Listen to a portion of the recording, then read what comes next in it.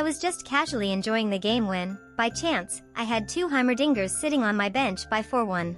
Then, for my third augment, I got geniuses. At that moment, I thought to myself, oh, if I take this, I can immediately make Heimerdinger 2-star and save the gold I would have used for re-rolling at level 8, so I can hit level 9 faster. But, I wasn't sure how to combine Heimerdinger and Ekko. So, I ended up not picking it. That's when I thought, well, maybe it's a good idea to study it and share it with you all, and decided to make this video. So, let's get started. First, geniuses. As you can see from the description, when Ekko dies, the prismatic combat augment disappears. So, it's really important to give Ekko items to help him survive longer. At level 8, instead of 4 sentinels, you can use Ekko, Garen, and Scar. At this point, use Garen as the main tank. When you reach level 9, add Jace to complete the composition. If Jace hits 2 stars and takes Corki's items, and Corki has no items, you can replace Corki with Lux or any 6-cost champion. Next is the second version. If you give up on just 2 visionary here, you can level up your comp even further. First, swap Rel for a Leoi. Then, at level 9, add Jinx to activate 3 Rebel. Once Jinx reaches 2-star, transfer Corki's items to her.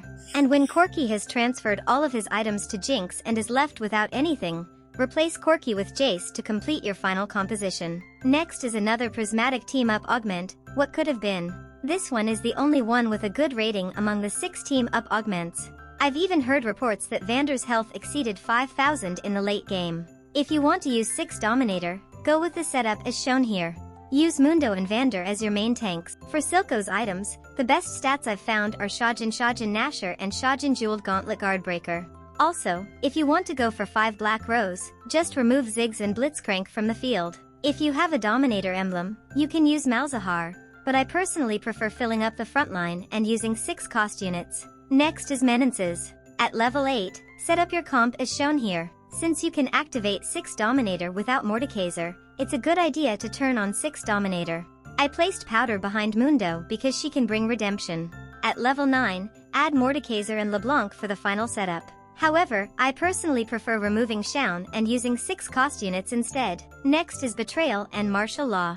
The first one is the 4 Emissary version. Since Rumble might not be available, I'll show you the substitute units on the screen. However, I personally prefer 6 Enforcer. There are more units in the front line, and the damage is really satisfying. If you have an Enforcer emblem, give it to Ambessa or Rumble, and replace Elise with Camille to activate 8 Enforcer. Normally, Sevika should be used in place of Ambessa, but due to the augment, can't remove Ambessa. Next is Reunion. At level 8, set up the composition as shown. Once Vi reaches 2-star, the team is strong enough to win through the entirety of stage 4. At level 9, replace Leoi with Rumble, Gangplank with Jace, and add Sevika to significantly improve the composition. However, the issue is that there are too many frontline units, leaving no space for Sevika in the first row. Therefore, at level 9, replace Elise with Sevika and aim for 6 Enforcer synergy. With proper 2-star upgrades, this composition is powerful enough to secure first place. Lastly, it's Sisters, an unlikely duo. At level 8, set up the composition as shown on the screen. When you reach level 9, replace Loris and Gangplank with Rumble and Sevika, and add Jace to complete the composition. However, these augments are typically taken when playing 7 Rebel, which requires Jinx. If you have the emblem, you can set up the composition like this at level 9. But without the emblem, it's not recommended to take these augments.